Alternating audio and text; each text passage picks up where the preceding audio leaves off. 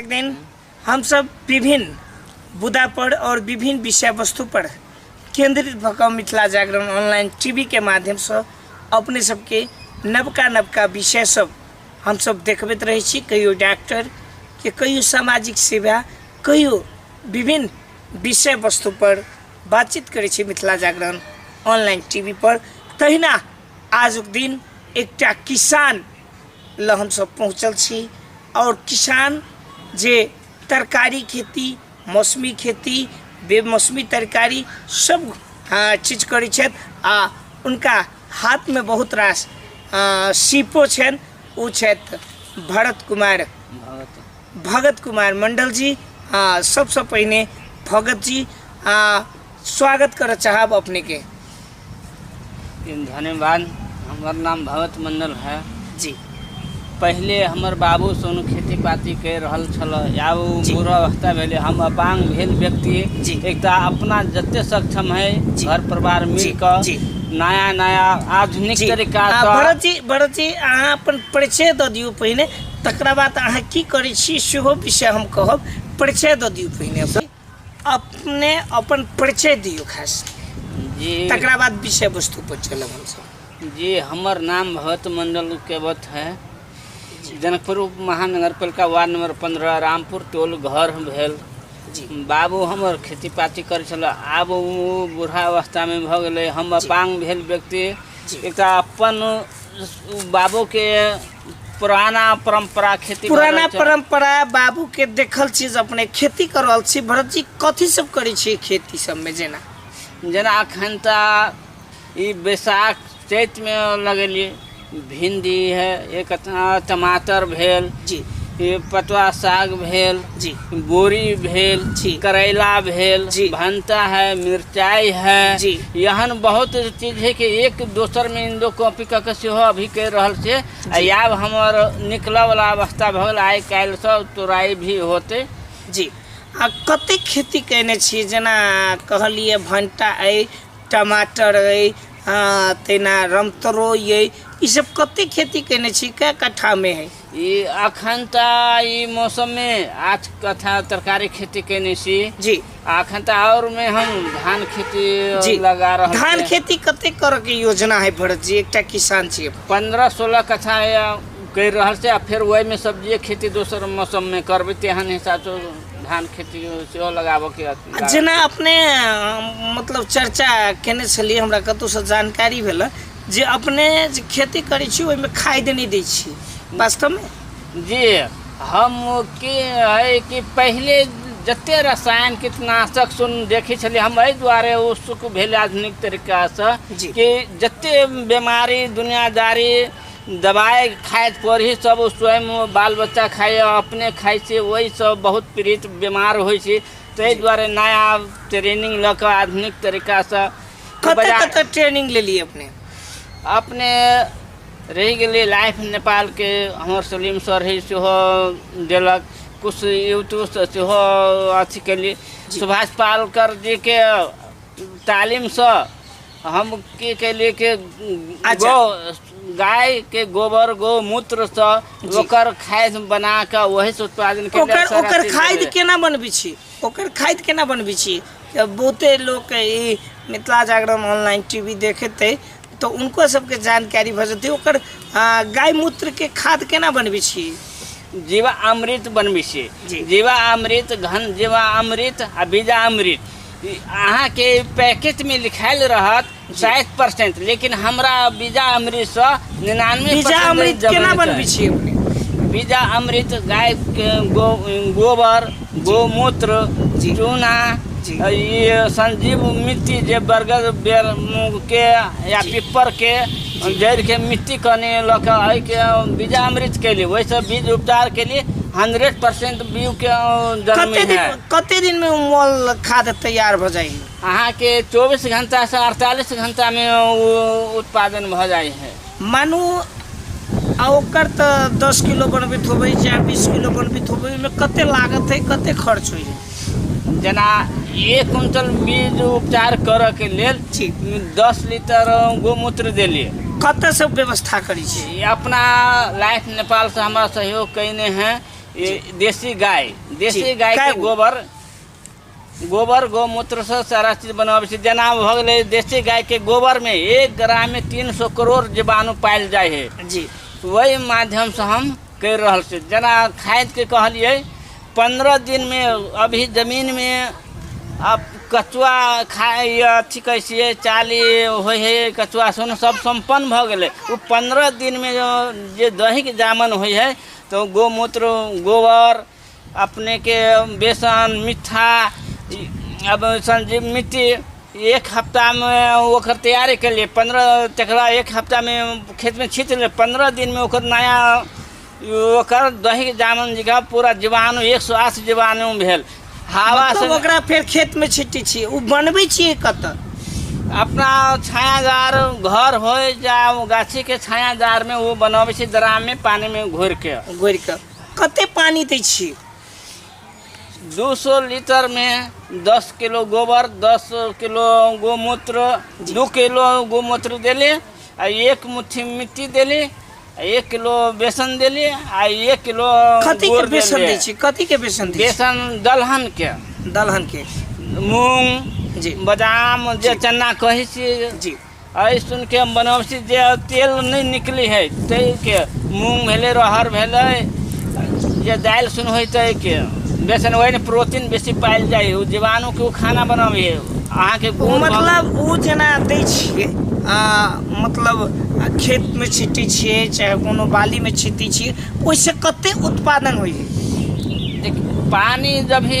बहावे से तो वही जरा नल बना के पूरा खेत में देले तो वो पूरा जीवाणु बनल ऊपर से छिड़काव कैले तो फंगीसाइड के काज से करे गोमूत्र से कीटनाशक से अथी भ जाए बाहर के केरा उरा नहीं लागल आ दवाई नहीं खरीद पड़े अहाँ के 15 दिन में वो जीवाणु सब बन जाए है वह जीवाणु रेस्ट वो जीवाणु के माध्यम से हमार सारा खाना बनाबी 15 फीट छुपल 40 होय है जी तो सब बाहर निकले है पर ई भेलै से उ एकटा घरेलू खाद भेलै घरेलू उपचार के तहत जे लोग ओइसे जना ओइ में के तरकारी खते तो लोग बीमार नहीं पड़ते ओइ में के कोनो भी सामान खते ओइ में बीमार नहीं पड़ते खाद मतलब अपना हाथ से बनायल खाद दै छी अपने जे बाजार में बिकाई है वो खाद नहीं दै छी भरत जी वास्तव में अपने जे एकटा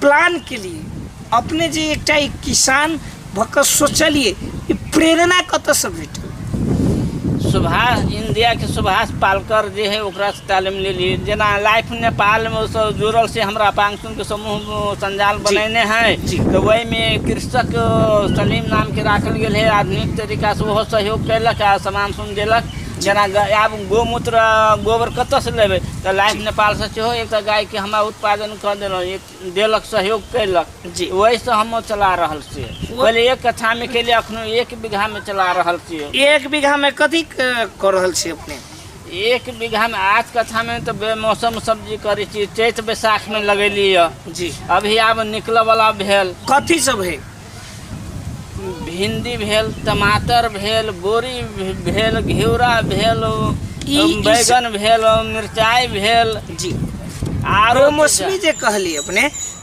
बेमौसमी कहली एकर अर्थ की भेले भरत जी अपने कनी नीक से हमरा फरिया दीतिए रब्बी 3 सीजन होय है जी रब्बी खरी आ बरसात जी रब्बी में सब गोरा करे है टेम्परेचर ओकर मध्यम रहे ठंडा रहे है जी अखन तो बैसाख जेठ के वही मौसम में अपना सुन के कोनो सब्जी नहीं हो पानी धूप एते हो जरा दे है जी तो वही से की है कि अखन तो सब चैत में ये बरसात होते सब तरकारी सुन खत्म होते इंडिया के केमिकल वाला सुन आयल आ ये सब चलैलक लेकिन हम अपना हाथ से देखल नेचुरल अपनो खाए आ दूसरों के स्वास्थ्य बचाबी वही ढंग से हम आधुनिक तरीका से कर रहल छी जी जेना भरत जी एकटा चीज हम कह साहब अपने के जे अपने एकटा अपांग होइत में ई खेती किसानी कर रहल छी एहि में केकर सहयोग रही मूल रूप से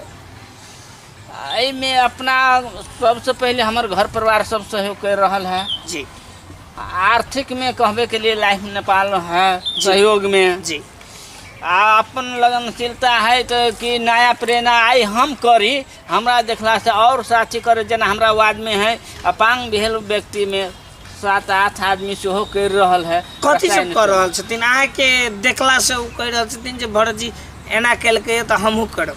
जी या बहुत कोई आज विभिन्न तरीका हो है ने उ तरीका से करे छै। तात्पर्य जे अहाँ से लोग के प्रेरणा सेहो भेटली।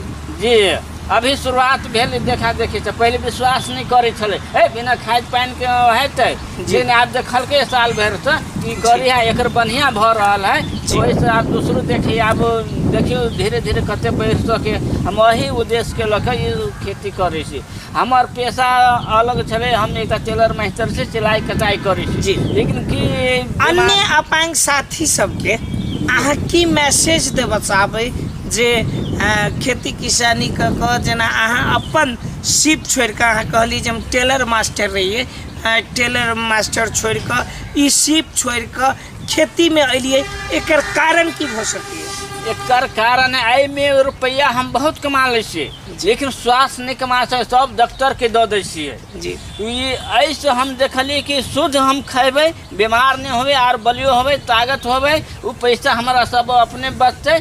जते साथी संग के दै छियै या बाजार उपभोक्ता सुन के देली तो सब स्वस्थ रहते, बीमार नहीं भते। विभिन्न किस्म के अभी रोग लाग रहल, वो बचावक लेल जलवायु परिवर्तन अखनता भेल है, तो वहू के आधार से कार्बन के मात्रा अखनो कम भ गेलै, जमीने से कार्बन बने हैं। जी तो वही के हिसाब से हम में लगले।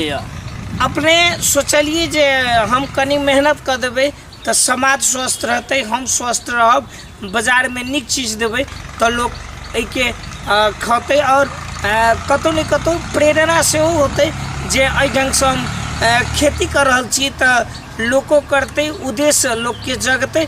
तो हिसाब से अपने कहली कि हम गाय पालन कर रहल छी, अखन कएटा गाय पोस रहल छी? अखन तो हमरा एकटा गाय छै, लाइफ नेपाल देलक। वही गाय से अपने कते दिन के कते उत्पन्न कर ले छी, दिन के कते कमा ली छी? गाय के अपने बियाल अखन तक दूध नहीं दे रहा है, दै छलै एक दिन में 8 लीटर दूध दै छलै जी। और वो दूध बेच के घर परिवार वहो से चलाबी छलिए। अखनता है अखन दूध तो महंगा हमरा भेट रहा आमदनी गोबर गोमूत्र, वैसे हमरा गोमूत्र बिकाई है, गोमूत्र बिकाई नहीं है। जो बाहर से 1000 के 1000 हमारा खाद कीन पड़े छलै, दवाई कीन पड़े छलै, वो तो बचत भेलै, वो शुद्ध भेलै। जी गोमूत्र सेहो काज लाग जाए जी। आ गोबर तो किसान के लेल एकटा एकदम फायदा कारक कहिए, नून खोजियो सुन पायो, मतलब ततेक फायदा कारक भेलै नहीं जी। भरत जी खास कर एक चीज हम पूछे चाहब अपने से, अपने अपन शिप छोड़लिए, किसान में लगलिए, खेती के लिए। अखन कल परसों में एकदम गर्मी छलै, कनी कनी पानी पड़लै, किसान के मनोबल छलै टूट गेल, किसान साफे रहलै, मतलब चुपचाप भ गेल। किसान ई सोचे छलै जे हमरा खेती हेतै कि नहीं हेतै, लेकिन अहाँ जे एगो प्रयोग कर रहल छी तो की कह चाहबै मिथिला जागरण ऑनलाइन टीवी के माध्यम से किसान सबके जे मिथिला जागरण ऑनलाइन टीवी देखैत हथिन तिनका सबके की कह चाहबै? की कह चाहबै अपने? सबके हम सब किसान साथी भाई बाबा काका सबके हम यह कह चाहे छियै कि एक तो जमीन के मरुभूमि है जी, तो वकर जिंदा करू जी। जहन जना एक उदाहरण में ले छियै कि कोनो महिला के बच्चा होइ ही नहीं, तो वो बच्चा के लोग देखे है कि कुपोषण भेले, फलना चिलना भेले, ई कैला भेले, तो ओकर मतार के कमी है। तै के वही से अगर रेख देख करबै, तहिना हम जमीन है, जमीन के बढ़िया पोषण पाषण हर चीज मजबूत करबै तो वो निक बनते, वही से उत्पादन निक फल हेतै। हाँ निश्चित रूप से आदरणीय दर्शक दिन अपने सब देख रहे छी मिथिला जागरण ऑनलाइन टीवी, और हम सब आजुक कार्यक्रम के अंत में छी। बहुत ही एहन आरो किसान सबसे हम सब भेंट भाट करब। आई के लेल कैमरामैन सिकेन मंडल के साथ हम मनीष कुमार मैथिल, जनकपुर धाम। अपने सबके पुनः आगामी अंक में कोनो नवका विषय नवका पाहुन के लऽ उपस्थित हेबेटा करब। ता धरि अपने सब देखैत रहू मिथिला जागरण ऑनलाइन टीवी।